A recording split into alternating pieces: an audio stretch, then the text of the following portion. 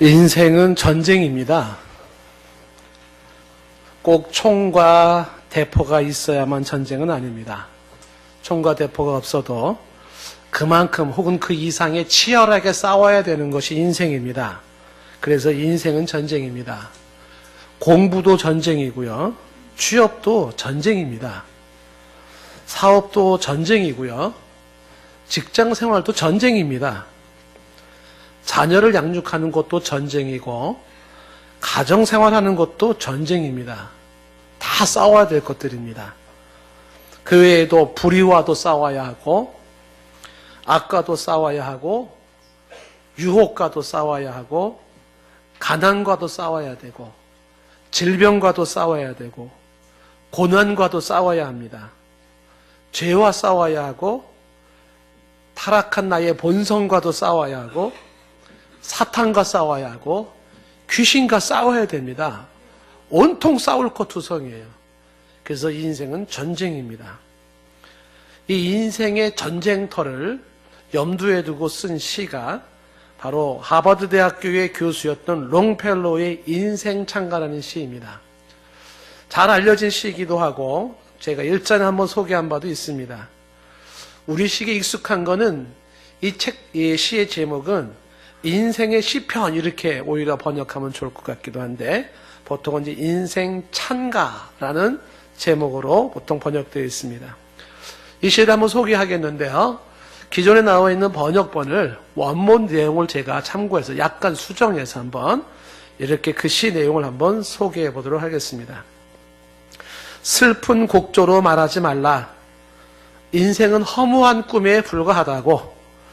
영혼이 잠들어 죽어있고 만물은 보기와는 다르다고 해서 인생은 실제이고 인생은 진지한 것, 무덤만이 그 목적지는 아니다. 너는 흙이니 흙으로 돌아가리라는 이 말은 영혼에게 한 말은 아니다. 우리가 가야 할 곳 혹은 간 그 길은 쾌락도 아니요 슬픔도 아니다. 다만 오늘보다 더 나은 내일 거기에서 우리를 발견하도록 행동하는 것이다. 예술은 길고 세월은 덧없다. 우리의 심장은 굳세고 강한데 여전히 소리내지 못하는 북처럼 울려대며 무덤으로 장래 행진을 한다. 이 세상 넓은 싸움터에서 인생의 야영지에서 말 못하며 쫓기는 한 무리의 가축이 되지 말고 싸움의 용사가 되라. 즐거운 미래도 믿지 말라. 죽어버린 과거는 죽어버린 대로 묻어두라. 다만 행동하라. 살아있는 지금 행동하라. 가슴에 심장이 있고 머리 위엔 하나님이 계시나니 우리를 일깨웠던 위인들의 생애처럼 우리의 인생도 장엄할 수 있다. 우리도 떠날 때 시간의 모래밭에 발자국을 남기자. 인생이라는 대해를 항해하다가 난파당하여 고독한 어떤 형제가 그 발자국을 보고 어쩌면 다시금 용기를 얻게 될 것이다. 자, 일어나자. 행동하자. 그 어떤 운명과도 맞부딪힐 심장으로 오늘도 성취하며 오늘도 추구하며 노동하며 기다리는 것을 배우며. 이 대목에서 슬픈 곡조로 말하지 말라. 인생은 허무한 꿈에 불과하다고. 시작부터가 좀 와닿긴 합니다만은 중간 대목 중에 이런 대목이 나와 있습니다.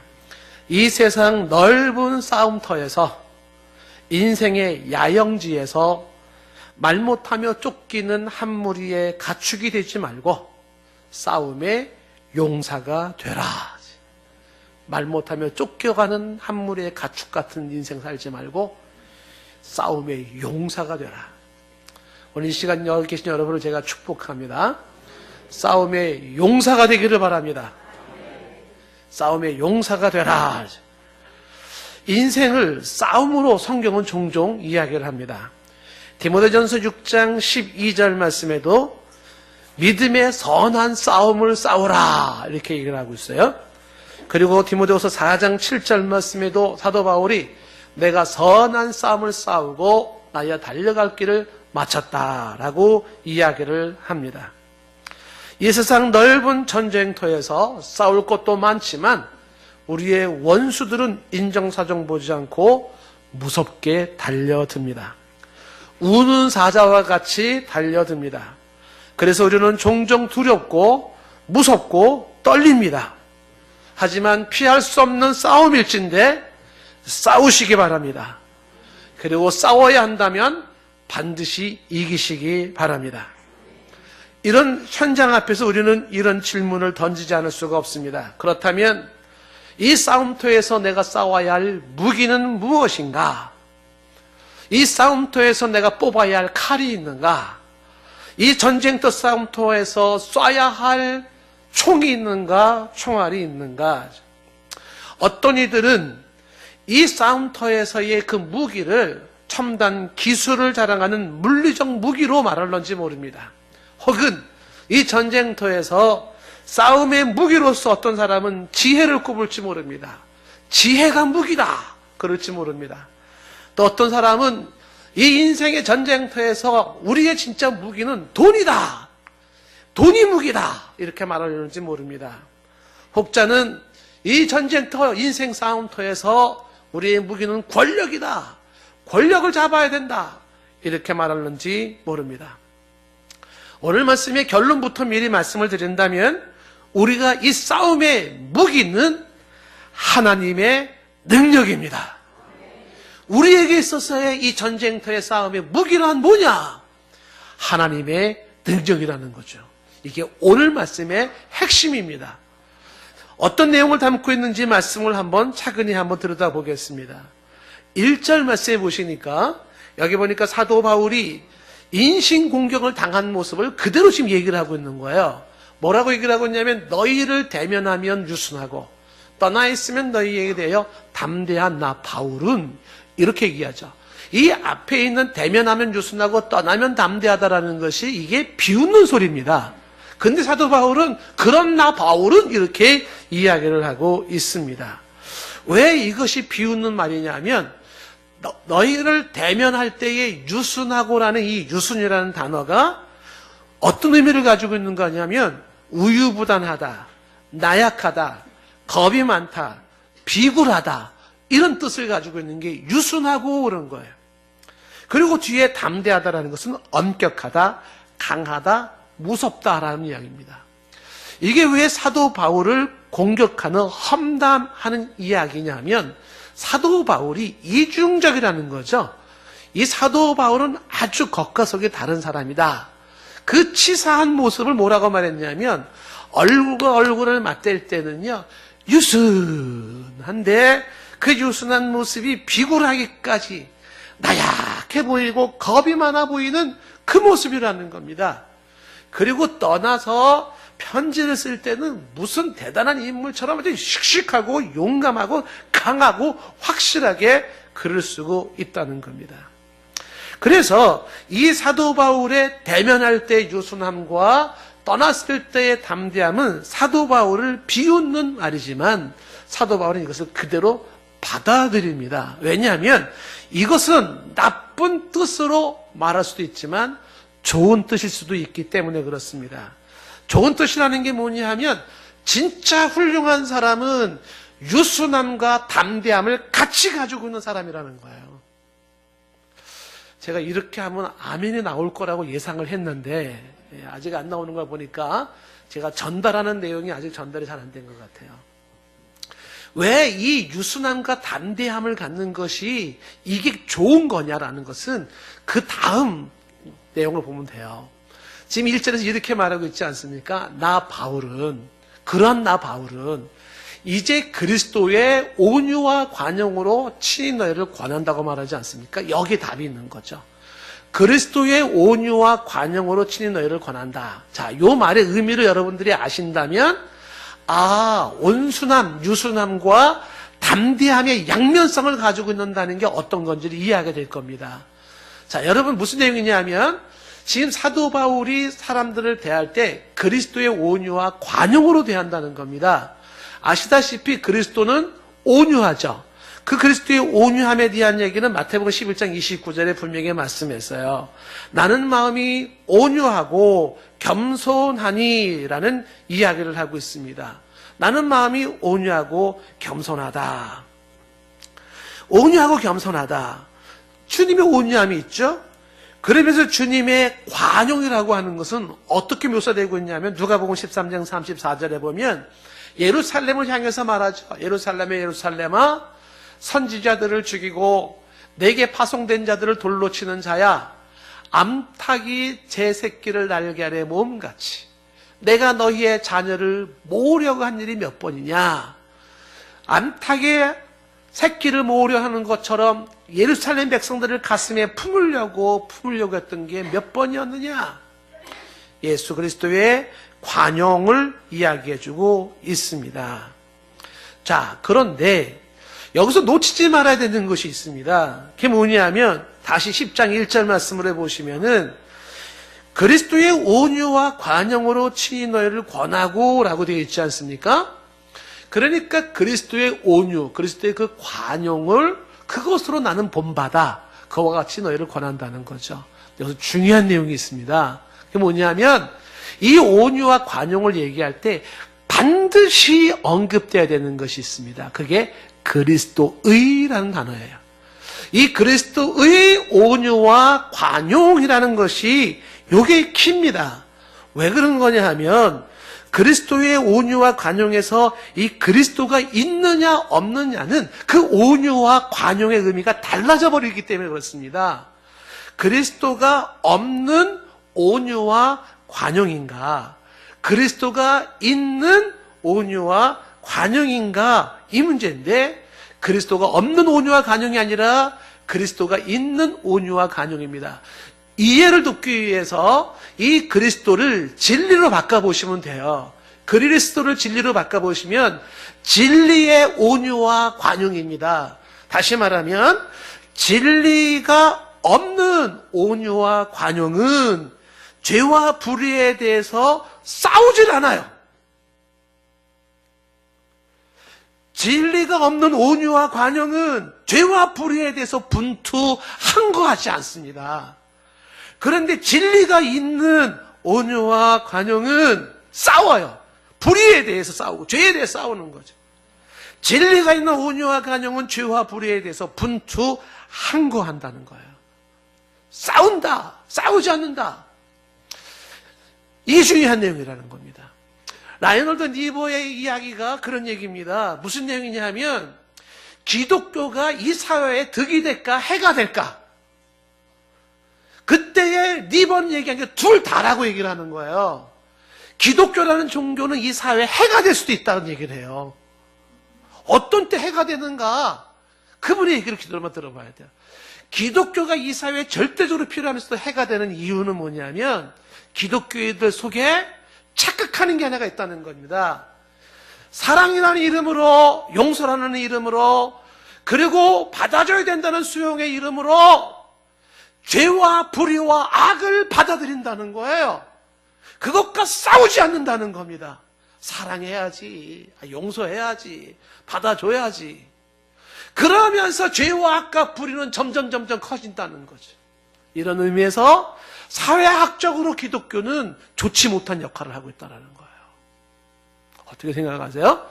라이놀드 니보의 이야기인 것이죠.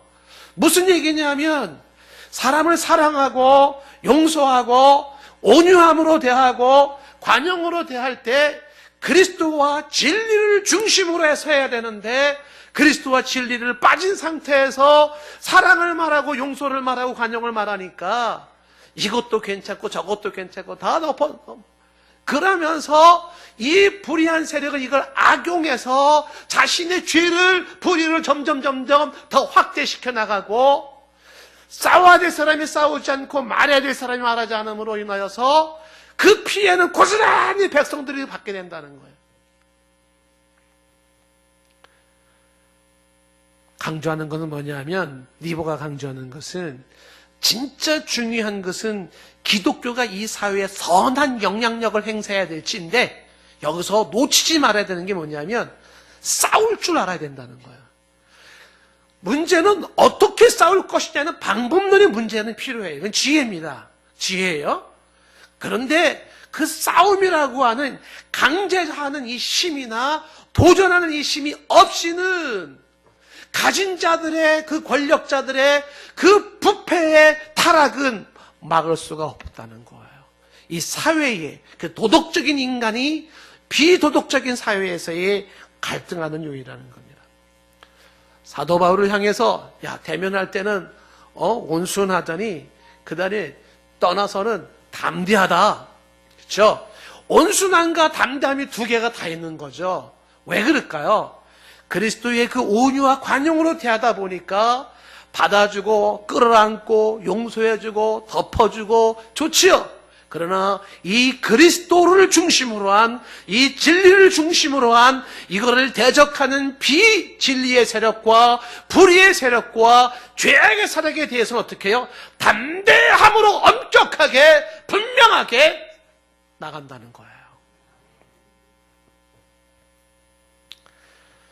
사도 바울에게 주어지는 인신공격이 첫 번째가 1절에서 말하는 것이라면, 두 번째 인신공격은 2절에 나와 있습니다. 2절의 두 번째 공격이 뭐냐면, 또한 우리를 육신에 따라 행하는 자로 여기는 자들이 있다는 거죠. 사도 바울을 향해서 모욕하고 있는 것인데, 사도 바울도 인간이야, 인간. 그러면서 인간이 가지고 있는 욕심과 이기심을 따라 행한다고 이야기를 하는 것입니다. 사도 바울은 세상적인 방식으로 수단과 방법을 가리지 않는 사람으로 여기고 있는 겁니다. 사도 바울에 대한 기가 막힌 오해예요. 사도 바울을 육신에 따라 행하는 자로 여기는 것은 사도 바울도 자기의 실속 챙기고 자기 이기심을 못 버리고 욕심을 못 버린다. 그래서 구체적인 예가 다음에 이제 나중에 나오는 얘기지만 구제헌금을 자꾸 강조하는 이유가 자기 실속 챙기려고 저러는 거였다. 그 돈을 중간에 착복하려고 하는 것이었다는 오해까지 만들어 놨어요. 왜 자꾸만 무슨 마게도냐 교회 헌금 강조 얘기하고 왜 강조하는 줄 알아? 돈을 받기는 저 사도 바울은 그 돈을 챙기기 위해서 저러는 거라는 오해를 받기 시작을 합니다. 사도 바울에 대한 기가 막힌 오해인데, 여기에 대해서 사도 바울은 담대함으로 대한다는 거죠. 담대함으로 대한다. 그러면서 지금 2절에서 강조하는 것은 뭐냐면, 그와 같이 오해하는 사람에게 담대하게 대한 것처럼 고린도 교회 너희들에게 함께 있을 때도 이렇게 담대함으로 너희들을 대하지 않도록 기도하라고, 구하라고 이야기를 하고 있습니다. 고린도 교회 사람들에게 담대함이라는 게 뭡니까? 비진리에 대해서는 어떻게 해요?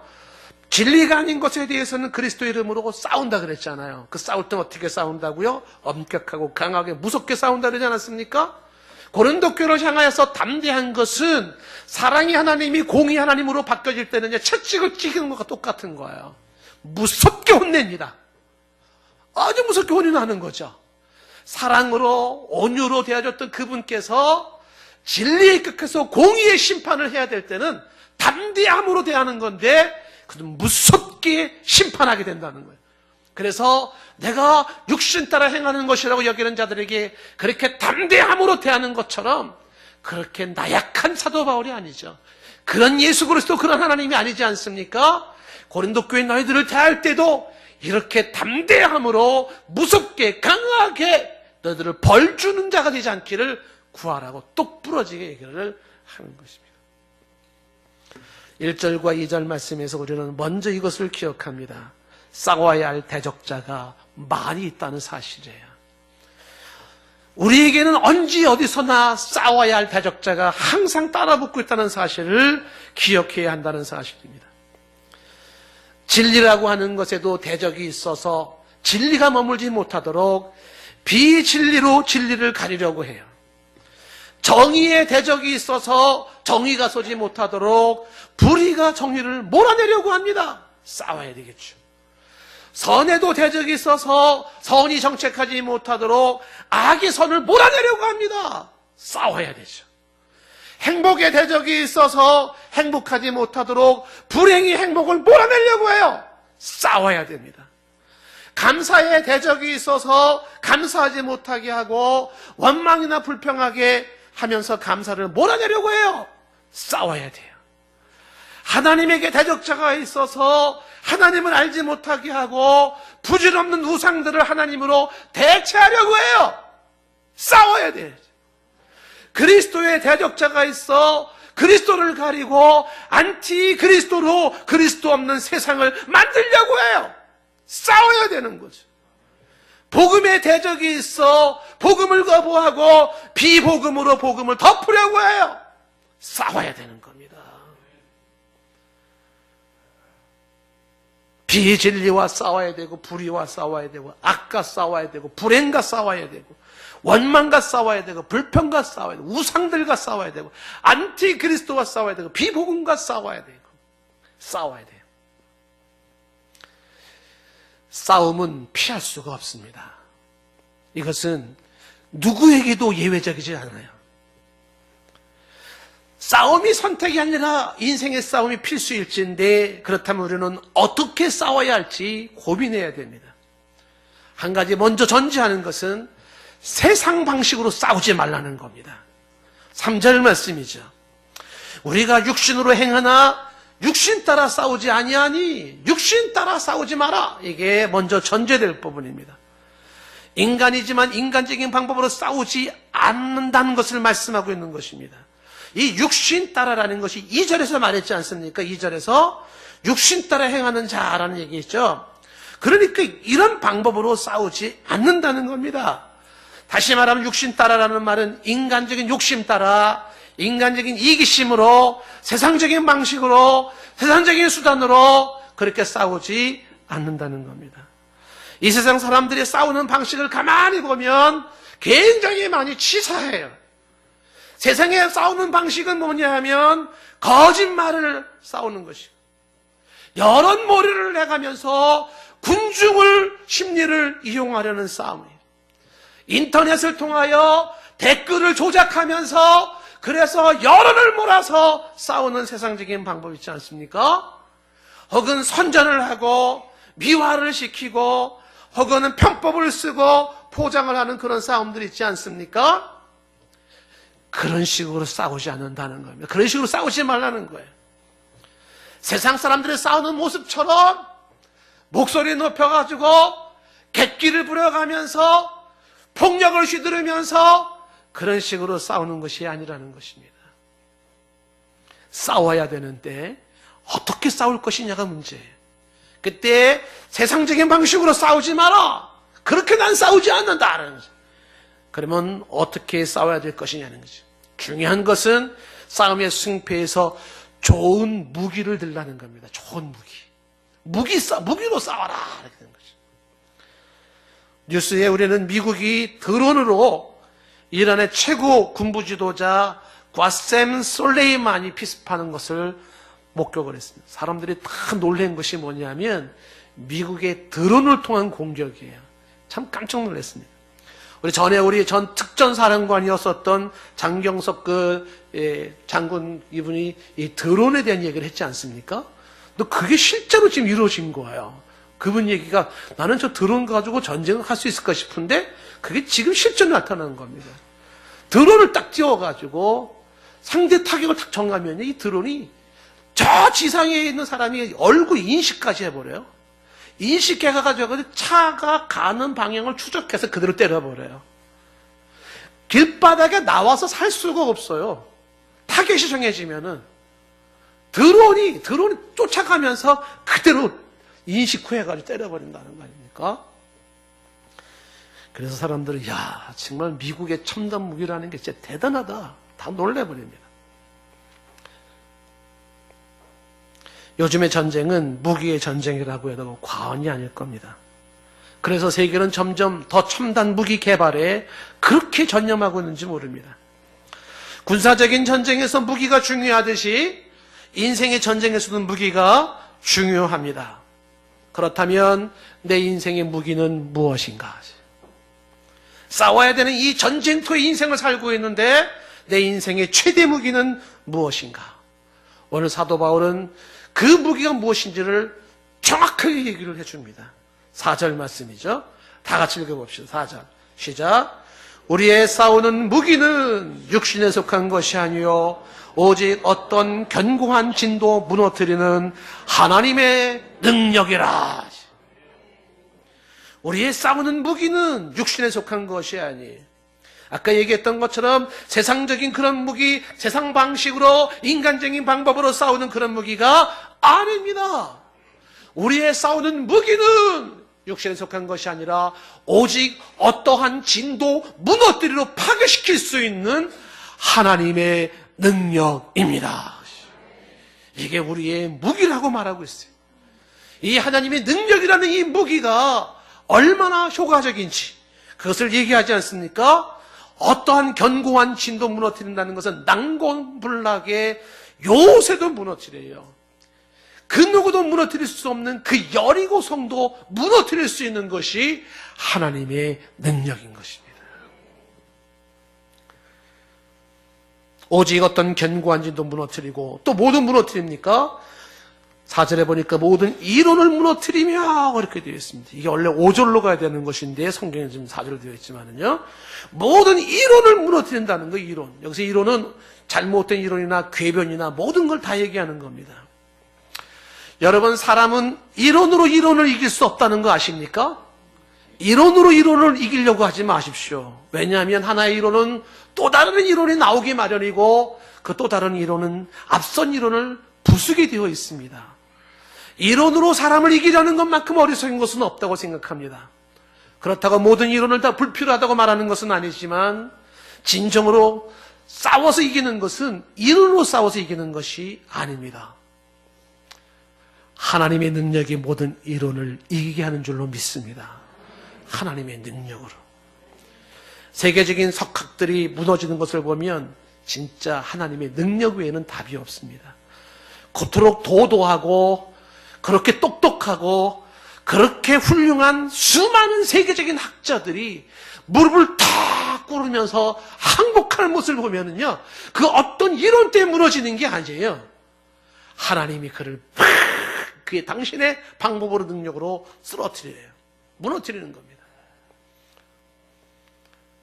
어거스틴을 성자로 만든 것도 단연코 하나님의 능력입니다. 핍박자 사울을 순교자 바울로 바꾸어 놓은 것도 그것은 하나님의 능력이죠. 최고의 지성을 자랑하는 C.S. 루이스라는 사람이 이 무신론자가 기독교인으로 회심하게 된 거 놀랍지 않습니까? 하나님의 능력이에요. 회심한 이후에 그가 쓴 책이 또 다른 사람들을 회심시키지 않습니까? 한국에도 내노로 하는 훌륭한 사람들, 정근모 박사. 나는 위대한 과학자이기보다 신실한 크리스찬이고 싶다. 이 책을 썼죠. 정근모 박사.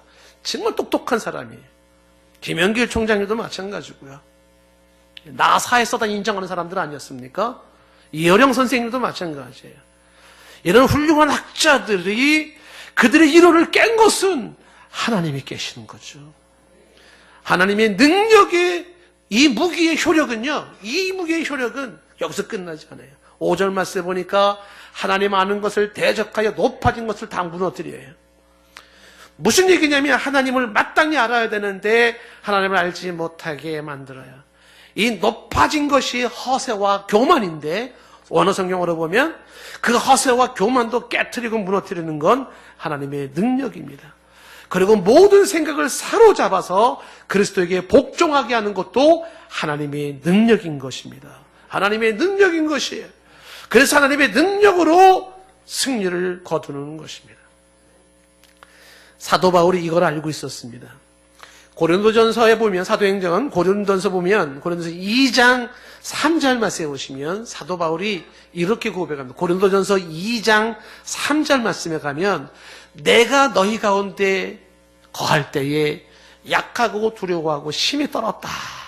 천하의 사도 바울이 고린도 교회 성도들 앞에서 어땠다고요? 약했죠. 두려웠죠. 심히 떨었어요. 그러니까 이런 모습 보고 말하는 거예요. 사람을 대면할 때는 유순하더니 그렇게 나약하고 그렇게 겁도 많고 비굴하니 만큼 그러더니 이런 말 나올 만한 거죠. 사도 바울이 약함이 있었고 두려웠고 그는 떨었어요. 떨었습니다. 약하지 않은 척 할 필요 없고 두렵지 않은 척 할 필요 없고 떨지 않는 척 할 필요 없어요. 사람은 어차피 약해요.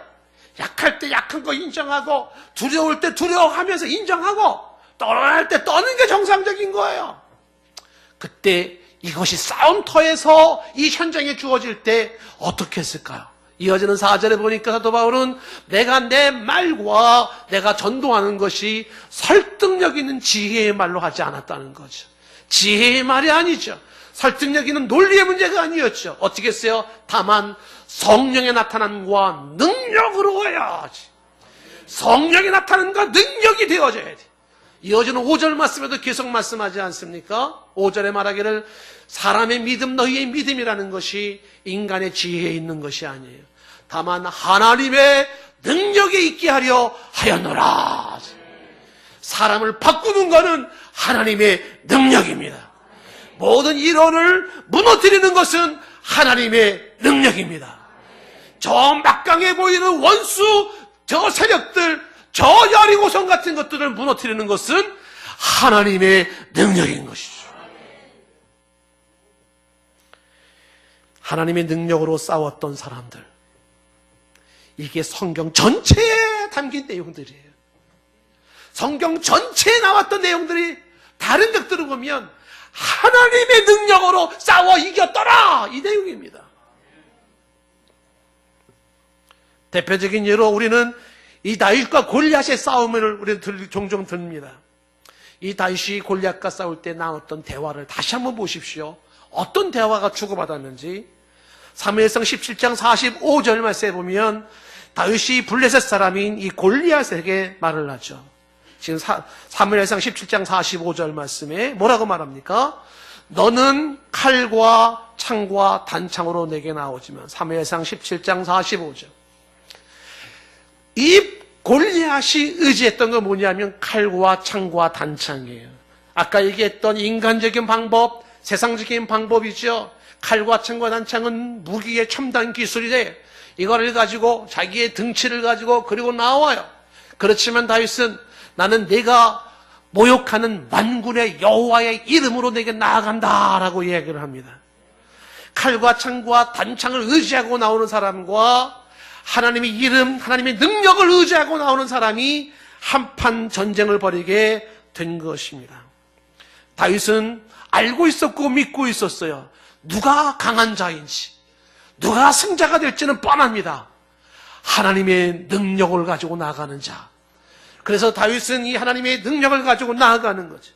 그리고 이어지는 46절 말씀에 여호와께서 하나님이 너를 내 손에 넘기신다는 거예요. 누가 너를 내 손에 넘겨요? 다윗의 물매를 잘 던지는 기술로? 아닙니다. 다윗이 가지고 있는 그 어떠한 첨단 기술과 능력으로? 아닙니다. 여호와께서 너를 내게 넘기신다. 하나님이 넘기신다는 겁니다. 내가 너를 쳐서 네 목을 베고 블레셋 군대의 시체를 오늘 공중의 새와 땅에 들짐승에게 주어서 온 땅으로 이스라엘에는 하나님이 계신 줄을 알게 하겠다. 이어지는 47절 말씀에 말합니다. 여러분 다윗의 심정으로 한번 같이 읽어볼까요? 시작. 또 여호와의 구원하심이 칼과 창에 있지 아니함을 이 무리에게 알게 하려 하리라. 전쟁은 여호와께 속한 것인즉 그가 너희를 우리 손에서 넘기시리라. 여호와의 구원하심이 어디에 있지 않다고 말합니까? 칼과 창에 있지 않습니다. 여호와의 구원하심은 거기 있지 아니하고 전쟁은 누구한테 속했다고 말합니까? 여호와께 속한 것이에요. 그가 너희를 우리의 손에 넘기시리라. 이 사도, 이 다윗이 가지고 있었던 이런 것을 우리가 배워야 됩니다. 그리고서 블레셋의 이 골리앗을 향해 나아가면서 물매를 던졌더니 정확하게 이 맞박에 돌멩이에 박히고 골리앗은 쓰러졌습니다. 사무엘상 17장 50절 말씀으로 건너가면 이 골리앗이 쓰러진 다음에 이런 얘기가 나옵니다. 다윗이 이같이 물매와 돌로 블레셋 사람을 이기고 그를 쳐 죽였으나 자기 손에는 뭐가 없었다? 칼이 없었다는 겁니다. 왜 이걸 강조할까요? 다윗의 승리는 칼의 승리가 아니었다는 겁니다. 사람은 칼이 이길 거라고 생각했습니다. 그러나 칼이 없는 자가 이겼다는 것을 말씀하고 있는 것입니다. 이 다윗이 이겼던 것은 무엇으로 이겼습니까? 하나님의 능력으로 이겼습니다. 다윗의 최대의 무기는 무엇이었습니까? 돌멩이가 아니에요. 하나님의 능력이었던 것입니다. 그 능력으로 이긴 모습입니다. 한 사람만 더 한번 주목해보고 싶어요. 우리가 잘 알고 있는 삼손을 보게 되면 이 삼손은 하나님이 주신 능력이 그에게 있었어요. 그런데 이 이성적인 약함 때문에 그는 결국 데릴라에 의해서 무너지고 맙니다. 머리카락이 잘리죠. 자, 이때의 장면을 성경은 이렇게 설명을 합니다. 사사기 16장 20절 말씀에 보니까 데릴라가 이르되 삼손이여 블레셋 사람이 당신에게 들어 닥쳤느니라. 그러니까 삼손이 잠을 깨면서 뭐라고 말합니까? 내가 전과 같이 나가서 몸을 떨치리라 그랬는데 여호와께서 이미 자기를 떠나신 줄을 깨닫지 못하였더라. 엄밀히 말하면 여호와가 삼손을 떠난 게 아니죠. 삼손이 여호와를 떠난 것이었죠. 문제는 이겁니다.